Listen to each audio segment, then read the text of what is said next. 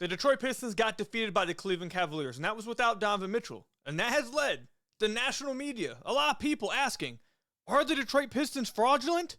We'll break it down and talk about it today's episode, Locked On Pistons Podcast.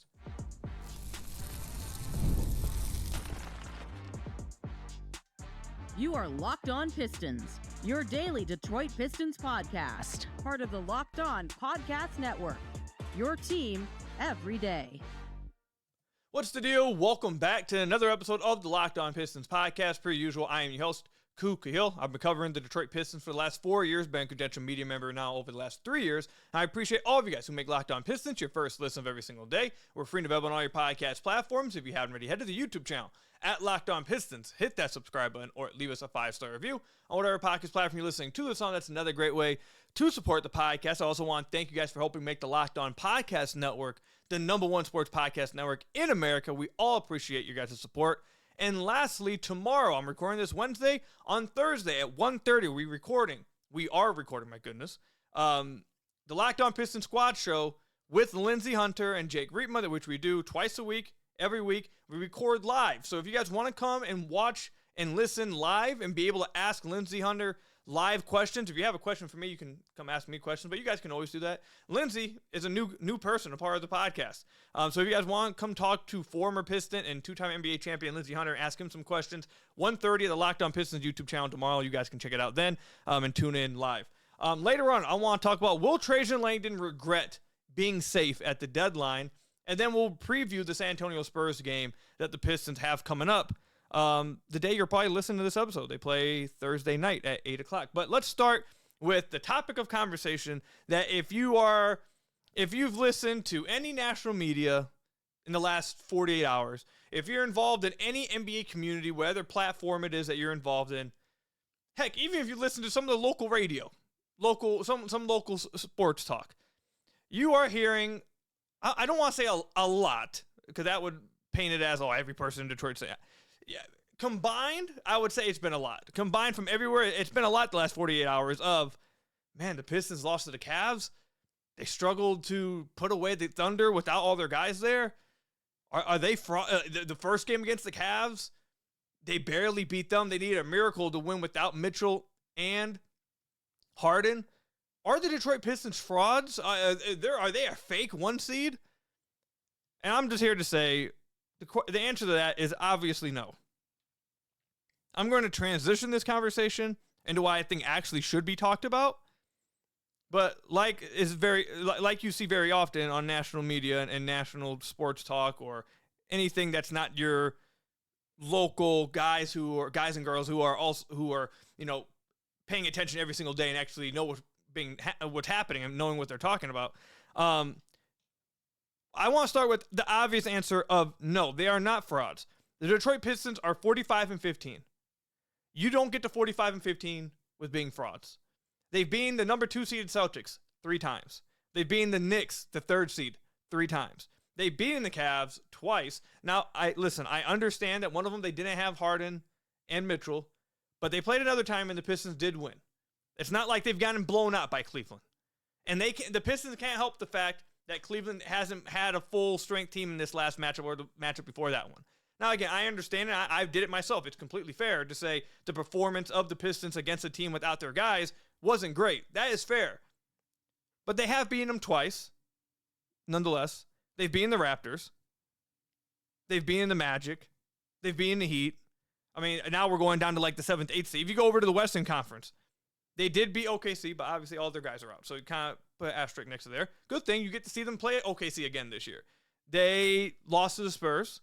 We get another chance against the Spurs. We'll see how they do. They've beaten the Rockets. They haven't gotten the chance to play the Timberwolves yet. They play them twice at the end of the year. We'll see how those games go. They've beaten the Nuggets. They've beaten the Lakers. They've beaten the Suns. They've beaten the Warriors. The only teams, there's only one team that the Pistons have played and they just haven't been able to beat that's considered a contender. That's the Spurs. Spurs are the only one. They got one matchup against them and they lost. They get another matchup here. Let's see how it goes. All of a sudden, maybe all that talk quiets down. But everyone else, they have beaten all these other teams. They haven't swept them. Nobody, unless you're the 2017 Warriors, you're not sweeping everybody. but they have beaten these teams. They have a lot of good wins. They're not some team that just beats up on bad teams. They have one of the best records in the entire NBA against 500 or better teams. They have one of the best records in the entire NBA against the top 3 seeds in both conferences. I believe they're 7-1. The Cavs games, the Cavs matchups, they weren't great. These last 2 games against the Cavs, it wasn't great. That's fair. Their matchup against the Spurs took it to them. That's fair. That's fair. But does that mean that they're frauds? Absolutely not. Absolutely not. This team is one of the best, I think the best defensive team in the entire NBA. They have an MVP candidate. And do they have flaws? 100%. But every team in this Eastern Conference has flaws. The only team in the NBA that I think at full strength you can't really say has any flaws is the OKC Thunder, and they just won the championship. So if you want to say the Pistons aren't the OKC Thunder champion 2025 team, sure. Like, yeah, I don't think anyone's trying to suggest that. But yes, they are flawed. But every other team in the NBA is flawed this year. There is no great super team that just is so much better than everybody else, unless you think OKC, when they're fully healthy, will be that. Now, where I want to segue this to is this. I talked about it a little bit in the last episode. I think what's more important to discuss here, and what people really should be talking about, is the matchups throughout the Eastern Conference. Because there's been a lot of people talking, I've seen it quite a bit, that, the Pistons struggled to beat the Cavs without Mitchell and Harden, and then lost to them with Harden, but still no Mitchell, with Stu coming back. We're supposed to believe that this team can beat the Celtics and Knicks, insert your team in the Eastern Conference. They can't even do that. The NBA is about matchups, and the Detroit Pistons not being able to win against the Cavs this past game does not speak on whether they can or will beat the Boston Celtics in the playoffs or the New York Knicks in the playoffs, because those 2 teams are completely different from the Cavs. The Knicks are completely different from the Celtics and the Cavs, and the Celtics are completely different from the Knicks and the Cavs. These are all completely different teams. So with that, I want to go through what makes each one of these teams different and why I believe the Cavs present the biggest problem for the Pistons. So the Celtics, we'll start there because they're the 2 seed. I want to preface this by saying, if Jason Tatum comes back and he is great, then Boston is probably going to be scary for every single team in the Eastern Conference. But he's coming off an Achilles injury. I doubt that he's going to be absolutely tremendous coming off of that. I think that's wishful thinking. I'm not wishing for him not to be. I like Jason Tatum a lot. He's one of my favorite players to watch, to be honest. But immediately coming off injury, I just don't think that's realistic. So I'm going to talk about them without Tatum. Problem with the Celtics that I think puts them at a bad spot against the Detroit Pistons is that they only have one real creator, or let me take that back. They have one top-tier guy in Jaylen Brown, and he's not the greatest playmaker. He's not the greatest processor, but he is a guy who gets up a lot of points. And what the Pistons have done against the Boston Celtics in all of their matchups is that, okay, we'll put Asar on Payne Pritchard. We will take that dribble penetration out the equation. And because Asar does such a great job of cutting off dribble penetration, this allows the Pistons to stay home on shooters and not give up a bunch of threes. Now, since the All-Star break, they have been atrocious at guarding the three-point line. That is something that we need to discuss. Is that just lucky three-point shooting? Are they exposing something with the Detroit Pistons? Or are the Pistons just not playing up to snuff since the All-Star break? We'll talk about that in a future episode. But what the Pistons have done against the Celtics is they've taken away a lot of their three-point shots, a lot of clean three-point looks, and they've asked Jaylen Brown, go out and beat us one-on-one. We don't believe that you can beat us one-on-one, and we don't believe you are going to beat us with your playmaking enough or make reads. You're going to go out there, you're going to look for your own bucket, you're going to look for your score, and we don't believe you're going to do it efficiently enough. And in 3 matchups, they have been correct. And I think that causes real problems for the Celtics, that they're playing against a team that's able to play that way because of the point of attack defense they have, and doesn't open up these three-point looks they want to get to. Then you get to the New York Knicks.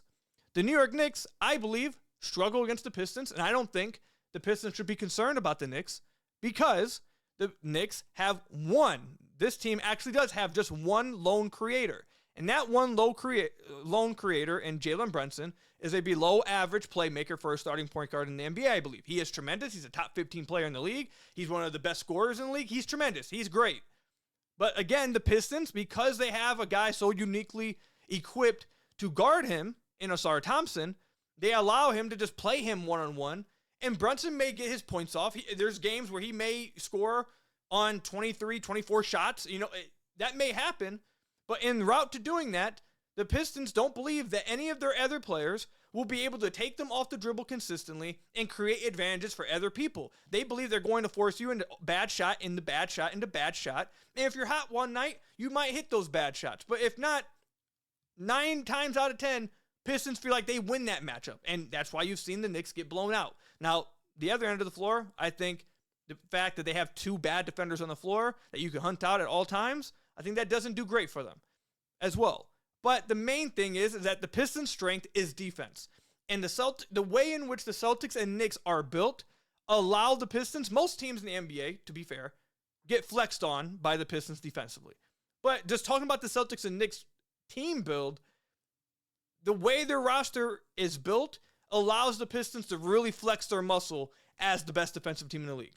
When you don't have multiple guys that can attack weak defenders and get downhill and then make the right passes and force the Pistons to get in rotation and try to force these bad defenders to make multiple actions, if you don't have that, if you're really relying upon one guy, if one guy's soaking up that usage and you don't have other playmakers, you don't have other trusted ball handlers, you're going to have some trouble against the Pistons because that falls right into their trap, and that's when they really will just destroy you. They will just turn you over. They will get out in transition, and next thing you know, you'll be down by 20.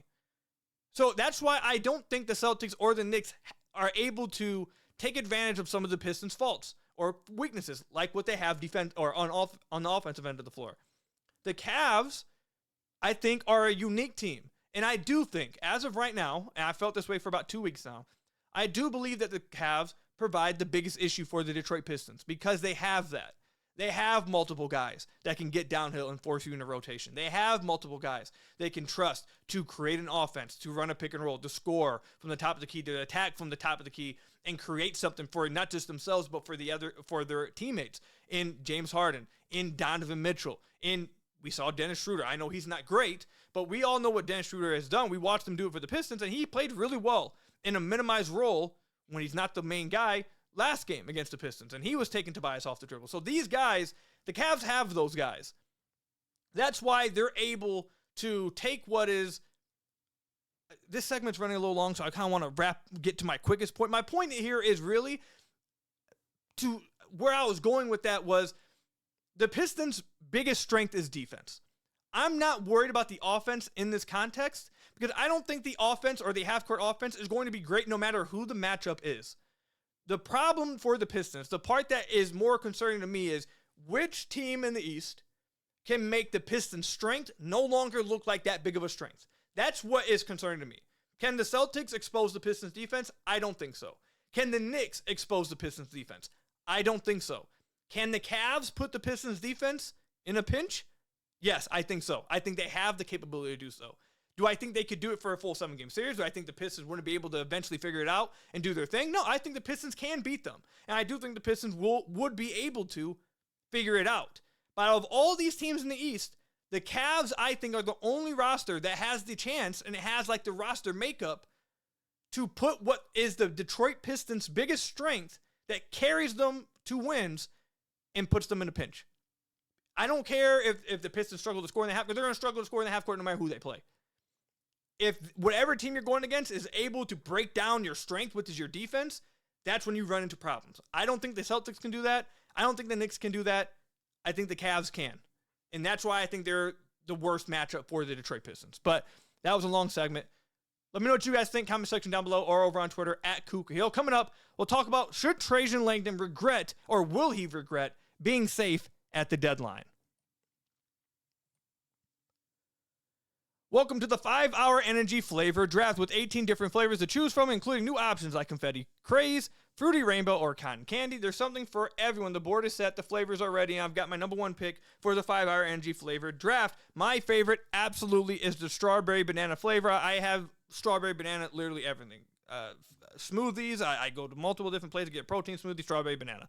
5-hour energy, strawberry banana. It's my favorite flavor, but they got a bunch of other flavors. That's my number one pick, but maybe your number one pick is cherry, grape, berry, fruity rainbow, confetti craze, like we mentioned earlier, or tropical burst, peach mango, sour apple, strawberry watermelon, like they have so many flavors. Which one is your number one pick with 5-Hour Energy. You can find your new favorite flavor of 5-Hour Energy shots available online at 5hourenergy.com or Amazon. Again, my favorite strawberry banana. Let me know, what's your favorite flavor? You can find it at 5hourenergy.com or on Amazon. Now I've got to tell you guys about another one of our sponsors, if I can just find it real quick here. There you go. That is Game Time. There's nothing like being in an NBA arena, the crowd, the energy, the moment. Getting tickets, though, that part hasn't always been so simple. That's why Game Time has become the go-to app for scoring tickets fast without the hassle. It puts the advantage back where it belongs, with the fans. You can see the prices all up front. No surprise fees at checkout. You get the view from your seat in the app before you purchase the tickets, so you know if those seats are for you, if they're the best tickets for you. Everything feels quick, intuitive, and stress-free from start to finish. Take the guesswork out of buying NBA tickets with Game Time. Download the Game Time app, create an account, and use code LOCKEDON for $20 off your first purchase. That's code LOCKEDON for $20 off your first purchase. Download the Game Time app today, and remember, it's gametime.co, not .com. Use code LOCKEDON for $20 off your first purchase with Game Time. So I want to thank you guys again for making Locked On Pistons your first listen of every single day. We are free and available on all your podcast platforms. If you haven't already, head to the YouTube channel at Locked On Pistons. Hit that subscribe button or leave us a 5-star review on whatever podcast platform you're listening to this on. That's another great way to support the podcast. I'm letting you guys know again, tomorrow, Thursday, 1:30. Every Tuesday and Thursday at 1:30, we record live Locked On Pistons Squad Show with two-time NBA champion and former Piston Lindsey Hunter. If you want to ask him some live questions, or if for some reason you want to talk to the nobody that is me and ask me questions, don't know why you'd want to do that. But if you do, head over to the Locked On Pistons YouTube channel, 1:30 tomorrow on Thursday. We'll answer all the questions that you guys send in. And last week's episode was fun. We had a few questions for Lindsey. It's been fun recording with Lindsey. It's been a lot of fun. Anyways, though, let's move on to, will Trajan Langdon regret being safe at the deadline? There was actually probably like one more point.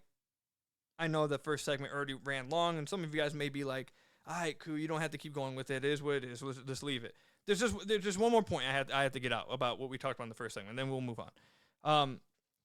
I said the Pistons are flawed, and I said every team in the NBA is flawed. The Cavs are also flawed.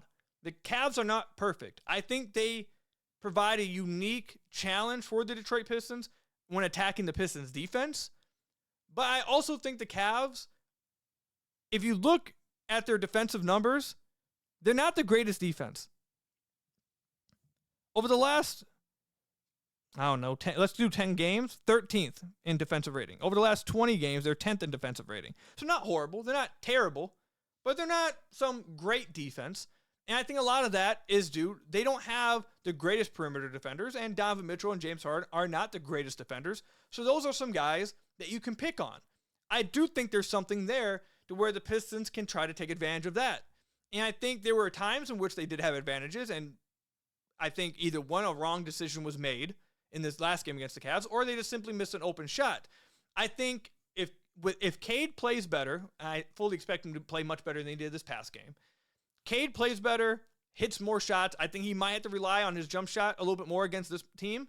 But even without that, if he's able to make more shots and play better, and his teammates make better decisions once we see the Pistons get the Cavs in rotation, I think then it's a different story. So I do think there's something for the Pistons to attack, even on the Cavs defense. I just think the Cavs are more equipped than any other team in the East to try to break down the Pistons defense if any team can. Anyways, now we move on to, will Trajan regret not making a move at the deadline? That kind of goes into what I was just saying about needing to make shots. The question really that's really being asked here is, did Trajan mess up not getting more shooting at the deadline? I mean, that's basically what we're all asking. Is he going to regret doing that? Is he going to regret not upgrading the shooting on this team and adding another spacer to a team that very clearly struggles to shoot the basketball, that has the first seed in the East, and at least to some of the fans and the players, championship aspirations this year? Will he regret this? My answer is no. I don't think Trajan is going to regret this. I don't think he even, to be honest, I don't think he's even second guessing it right now. Like, I don't think, even if the Pistons lose, if they were to get knocked out in the second round, I don't think Trajan's second guessing himself even at that point, because Trajan has made it clear from the get-go, and I'm not saying that I agree with this. I'm just telling you what it is. Trajan from the get-go has let everyone know that he has a plan. He's patient. He will wait. And he's not going to go away from his plan. Last year, he said, we're way better than I thought we were going to be.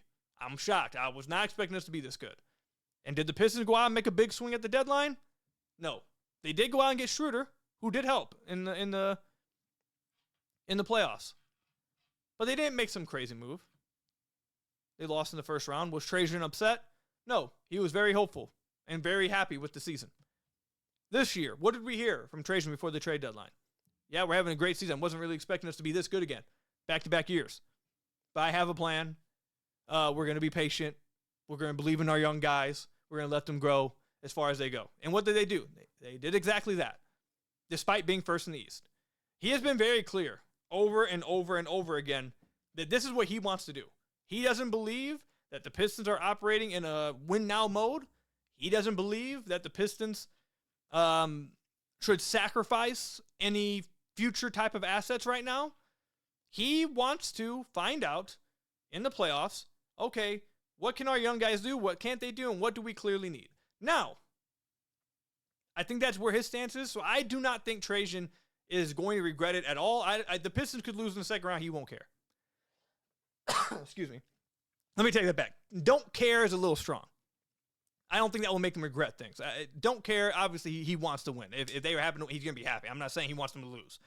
But if they were, he's not going to, he's not going to flip out. He's not going to be like, oh, bad season. He's going to be like, oh, great. Just like we planned. Now we move on to the next step. Like, that's where he's at. With that said, now I'll give you guys what I think. I think in an effort to not sound like I'm trying to be pessimistic, because I'm not. I'm not going to go too long with this, but I've said this before and I'll say it again.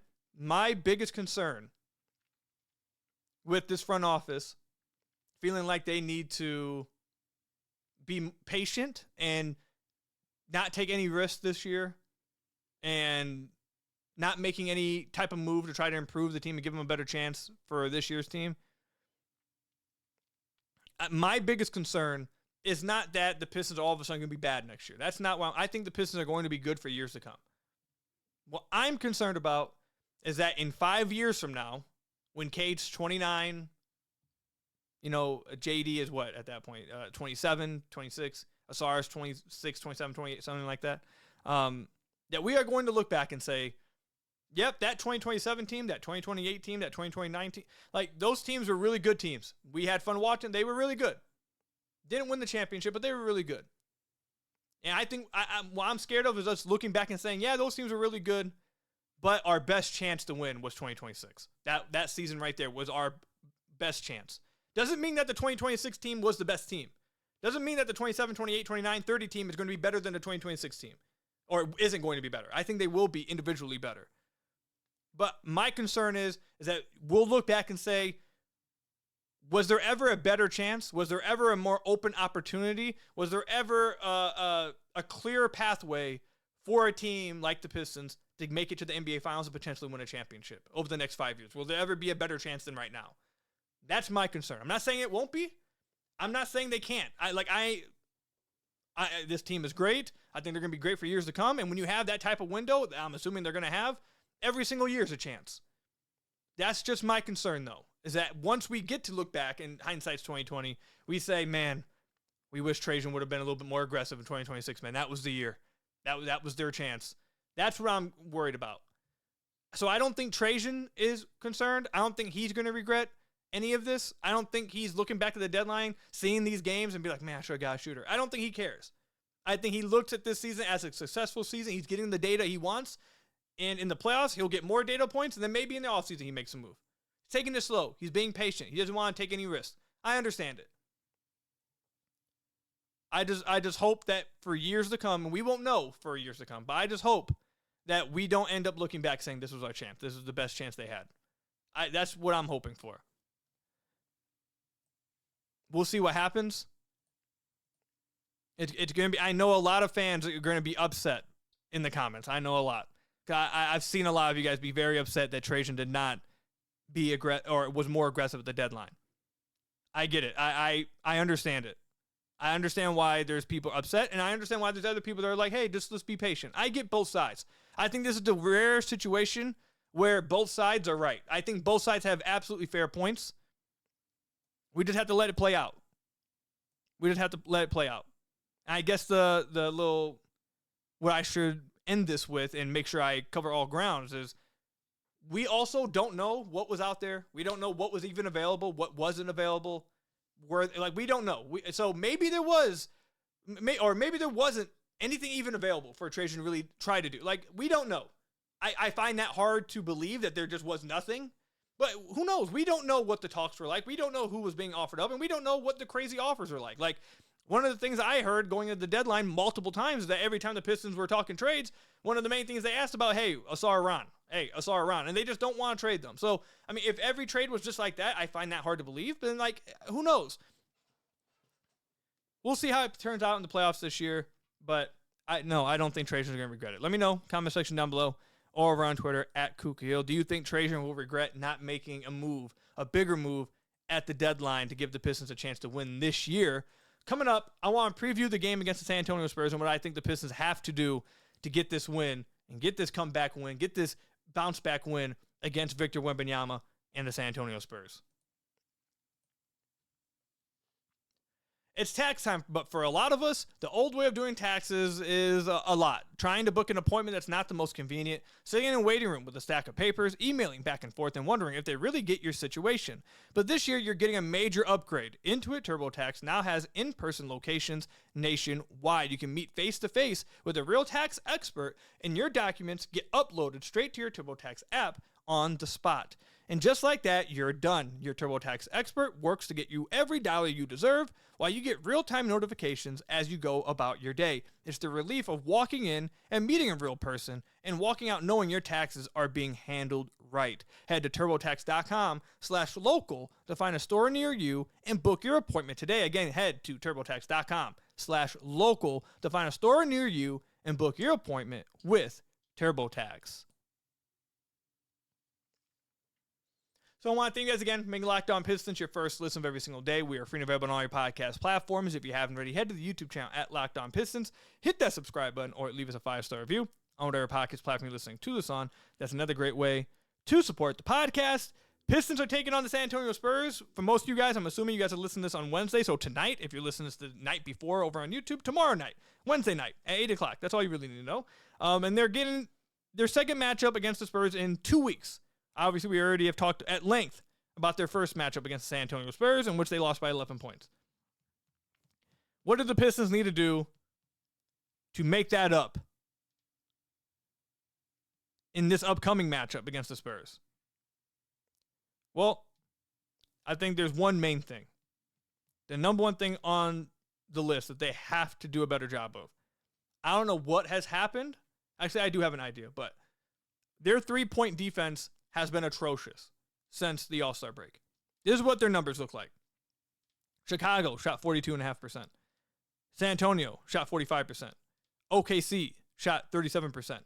Cleveland, first matchup, had 37%. Orlando is not good. They shot 27%. Cleveland, 37%.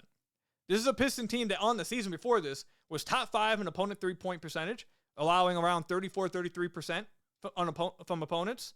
And not only are they allowing a higher percentage, they are allowing a lot of threes. Cleveland made 17. OKC made 18. San Antonio made 18. That is by far number one on the board. Clean it up, three-point defense. How you do that against the Spurs, I think one of the reasons why they gave up so many threes to the Spurs is because of how much gravity Victor Wembanyama has and how much attention the Pistons were putting on Victor. Every time he rolled, every time he came off an off-ball screen, every time he came off a pin down, anything that involved an action with Wemby, anything that involved him getting involved inside the three-point, heck, even sometimes when he came around like a DHO or he was doing a DHO on the perimeter, but anything inside that three-point line, as soon as he stepped foot inside that three-point line, The Pistons were setting multiple bodies to give him a little bit of an elbow, to give him a little bit of a shoulder, give him a little, two-hand put, like just making him feel them. And it was a physical game. Just trying to make sure Wemby felt them and take him out of the game. But what you do when you do that is you open up these quick windows for people to make these reads to good shooters. And that's what San Antonio did an absolutely fantastic job of. I give their ball handlers a ton of credit for that. Devin Vassell destroyed the Pistons as an off-ball scorer in this game because of this.